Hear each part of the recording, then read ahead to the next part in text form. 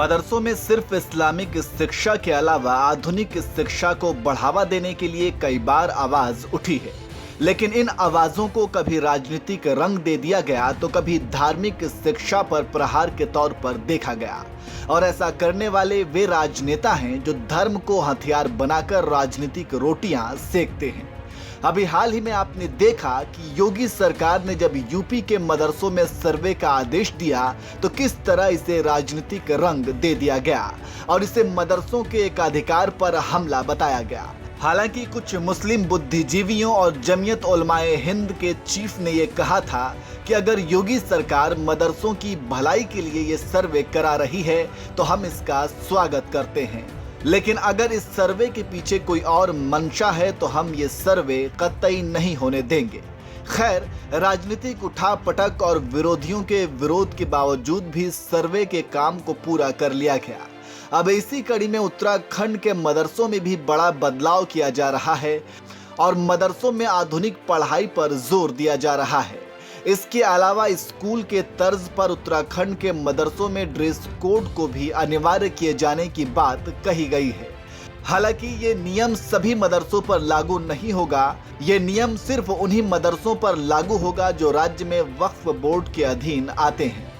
वक्फ board के तहत आने वाले मदरसों में अगले शिक्षा सत्र से NCERT पाठ्यक्रम और ड्रेस कोड को लागू कर दिया जाएगा।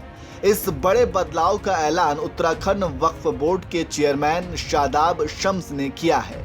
उन्होंने कहा कि राज्य सरकार मदरसों का कायाकल्प करने की कोशिश कर रही है। उत्तराखंड में वक्फ बोर्ड के दायरे में आने वाले सभी 103 मदरसों में अगले सत्र से ड्रेस कोड लागू हो जाएगा और सभी मदरसों में NCERT की किताबें भी लागू होंगी। उन्होंने आगे कहा कि मदरसों को भी आधुनिक स्कूलों की तर्ज पर चलाने की तैयारी है। इसके लिए पहले चरण में 7 मदरसों को आधुनिक बनाया जाएगा, जिसमें 2 देहरादून, 2 उधम सिंह नगर, 2 हरिद्वार और 1 नैनीताल का मदरसा शामिल है।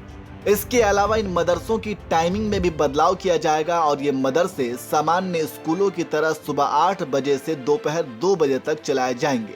और इन सब में सबसे खास बात यह है कि इन मदरसों में सभी धर्मों के बच्चे पढ़ाई कर सकेंगे। वक्फ बोर्ड के तहत आने वाले इन मदरसों में सुबह 6:30 बजे से 7:30 बजे तक यानी फजर की नमाज के बाद कुरान की शिक्षा दी जाएगी। इसके बाद सुबह 8 बजे से दोपहर 2 बजे तक मदरसे सामान्य स्कूल की तरह चलेंगे, जबकि 2 बजे के बाद फिर मदरसे के रूप में चलने लगेंगे। इन्हें अंग्रेजी माध्यम के स्कूल की तरह चलाया जाएगा। मदरसों में स्मार्ट क्लास होंगी ताकि इनसे पढ़कर निकलने वाले बच्चे डॉक्टर और इंजीनियर भी बन सकें।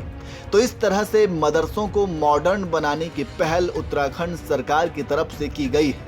उत्तराखंड सरकार के इस फैसले को आप कैसे देखते हैं, कमेंट करके जरूर बताएं।